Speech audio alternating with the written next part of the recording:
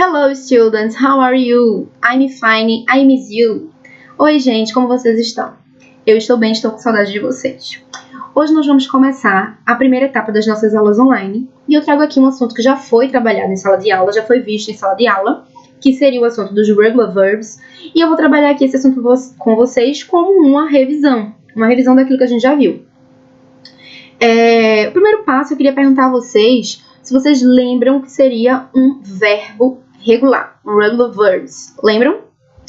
Eu havia dito na sala de aula que os verbos regulares são aqueles que possuem uma partícula fixa, que seria o seu radical, que independente da sua conjugação, do tempo e modo verbal, esse verbo ele mantém essa partícula fixa. Essa partícula fixa acompanha, a mudança de tempo e modo verbal.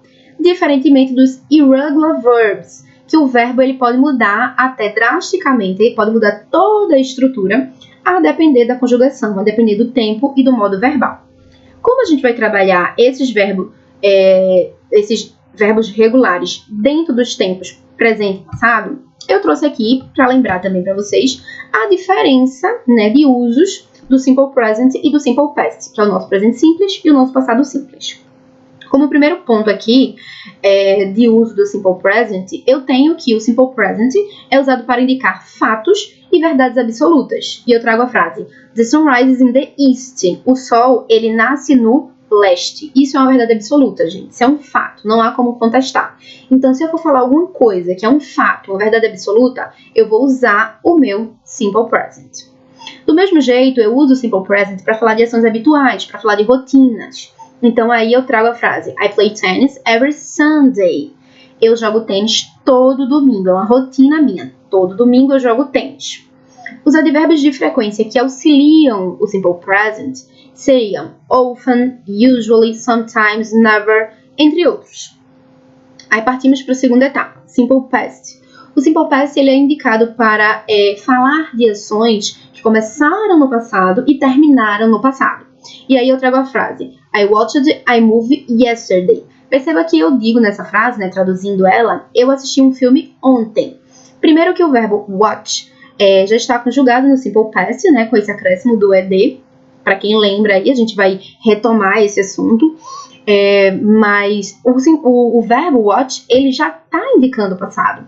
Só que o simple past fala-se, as ações são ações passadas, mas num passado específico, que começaram num passado específico e terminaram num passado específico. Então, eu não digo apenas que eu assisti um filme, eu ainda digo que eu assisti um filme ontem. Eu estou especificando que passado é esse, certo? Aí, os advérbios de frequência que eu utilizo no simple past são, entre outros, yesterday, last week, last month, last year.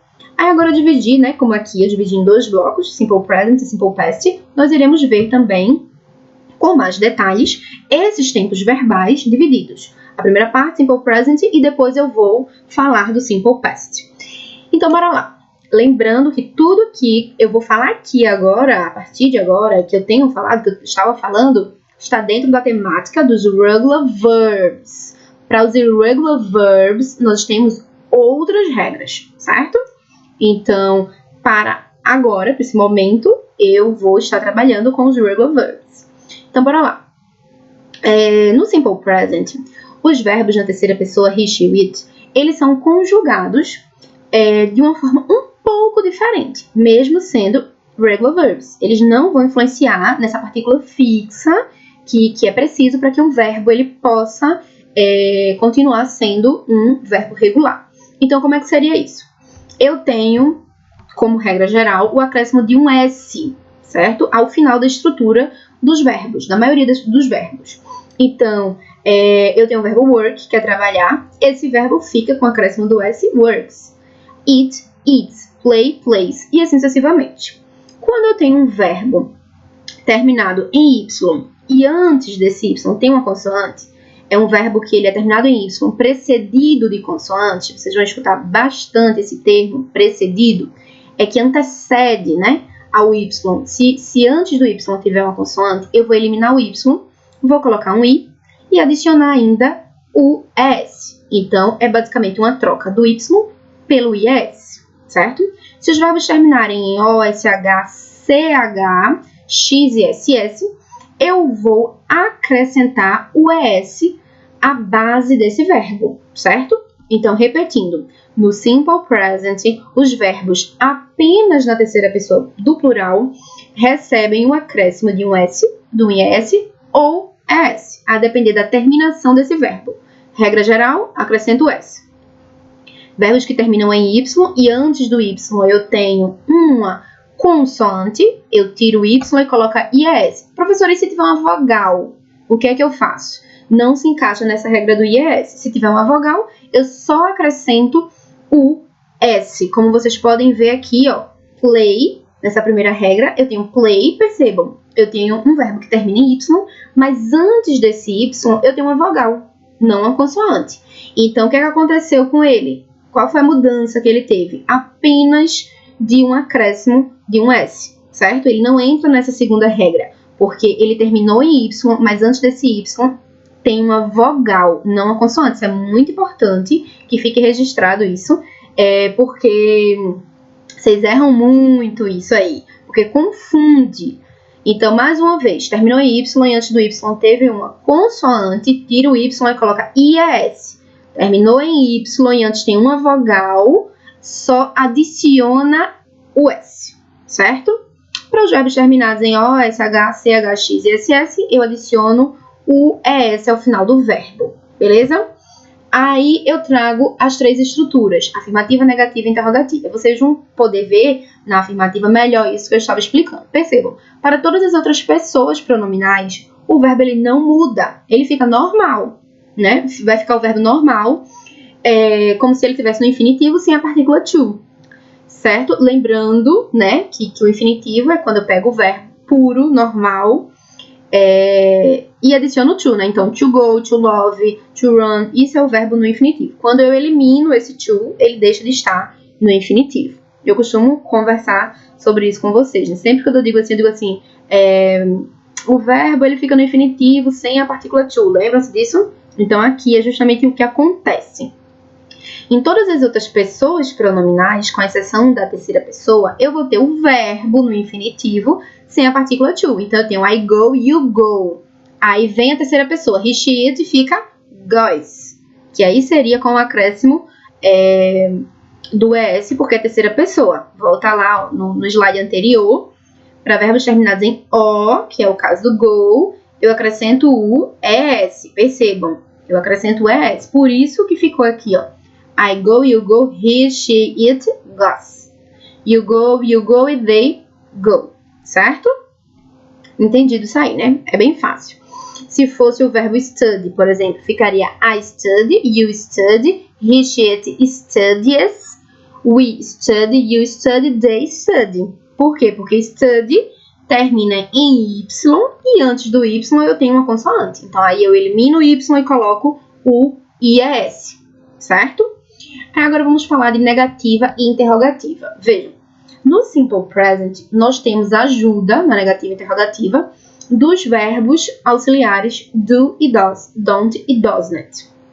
Então, o do, ele é usado para todas as pessoas pronominais, exceto para a terceira pessoa, que eu vou utilizar o does. O don't, igualmente, eu uso para todas as pessoas pronominais, exceto para a terceira pessoa, porque eu vou usar o doesn't. Eu costumo falar isso em todas as aulas. Gente, quando eu estou trabalhando com a negativa e com a interrogativa, por conta do auxiliar, o auxiliar ele já traz, né, já revela a intenção da frase, se é presente, passado ou futuro, então não precisa haver alteração no verbo na terceira pessoa. Eu sempre digo isso, sempre. Então, vocês podem perceber aqui no exemplo, eu tenho I don't go e o don't go, beleza, né? Eu falei que o don't é usado para todas as pessoas pronominais, exceto para a terceira pessoa. Então, tá tudo normal. He does not go. Aí, eu também disse que o does not é usado para a terceira pessoa. Don't para as outras pessoas, does not para a terceira pessoa. Aí você diz, mas professora, a senhora não disse que o go eu usaria com acréscimo do ES, porque tá lá naquela terceira regrinha que a gente acabou de ver no slide anterior? Só que aí entra isso que eu falei agora. Na presença do verbo auxiliar, o verbo principal ele não muda em nada, porque o verbo auxiliar do, doesn't, don't, doesn't, do, does, don't, doesn't, já indica que a frase está no simple present. Então, não existe a necessidade de o verbo na terceira pessoa receber acréscimo de nada, certo? Então, vai ficar I don't go, you don't go, he doesn't go, verbo normal. She doesn't go, it doesn't go, we don't go, you don't go, they don't go, certo?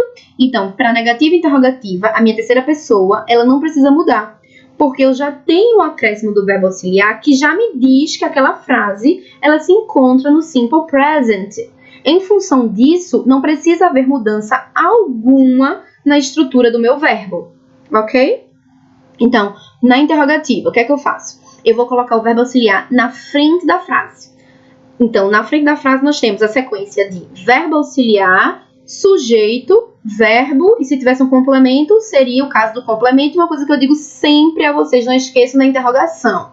Porque se vocês não colocam, a interrogação não é interrogativa. A interrogação é imprescindível, certo? Então, vai ficar como? Do I go? Do you go? Ó, terceira pessoa, que eu disse que usava o quê? O does. Does he go? O verbo fica normal, porque eu já tenho does. Does she go? Does it go? Does we go? Does you go? E does they go? Certo? Então, essas são as estruturas da afirmativa, negativa e interrogativa do meu simple present, ok?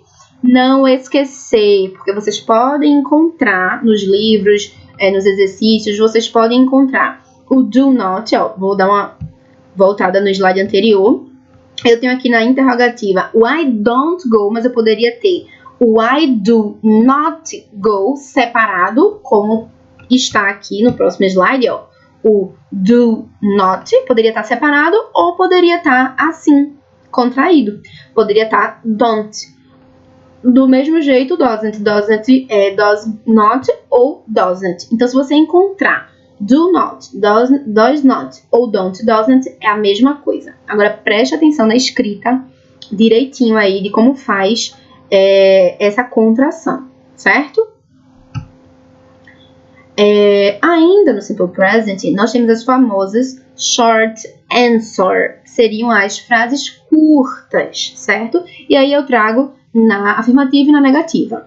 Então, se eu tenho uma frase do tipo Do you like chocolate? Você gosta de chocolate? Se a resposta for positiva, for afirmativa, você gostar de chocolate, você responde como uma frase curta Yes, I do. Percebam, você vai botar como é afirmativa, você vai colocar o yes, seguido do I, porque foi uma pergunta direcionada a você, né? Do you like? Você gosta de chocolate? Então, eu não posso responder você gosta, eu vou responder eu gosto, porque foi uma pergunta feita para mim. Então, eu gosto de chocolate. E o do, que é o verbo auxiliar que eu utilizei na pergunta. Então, eu sempre vou estar utilizando o verbo auxiliar que está na pergunta, certo? E se eu negar, em vez do yes, eu vou botar o no, né? Se eu disser que não, eu não gosto de chocolate, eu vou botar no, I don't, certo? Tá tudo ok? É isso aí. Então, deixa eu ver outro exemplo aqui. Do you like chocolate? Eles gostam de chocolate. Aí, ó, yes, porque é afirmativa. They do. Então, aí a gente tem uma sequência de yes, porque uma sequência formada, né? Pelo yes, porque eu estou afirmando, estou dizendo que sim. Logo em seguida vai vir o pronome pessoal que eu usei na pergunta e o verbo auxiliar que eu usei na pergunta. Percebam que para todas as frases isso acontece do mesmo jeito, certo? Aí você pode dizer, professora, a única que não aconteceu foi a primeira, do you like chocolate? Certo, mas aí já expliquei lá, porque a pergunta foi direcionada a você. Você não pode responder utilizando o you, mas com exceção do I, né, dessa primeira pessoa pronominal, as demais pessoas pronominais, a gente sempre vai trazer as mesmas pessoas das perguntas nas respostas. Então, repara na sequência, percebe a sequência como é. Yes ou no, depois eu boto o sujeito, depois eu boto o verbo auxiliar que eu utilizei na question, na pergunta. A mesma coisa é na negativa. Eu coloco yes ou no, depois eu uso o pronome pessoal, que eu usei na pergunta, e o verbo auxiliar que eu usei também na pergunta. Beleza?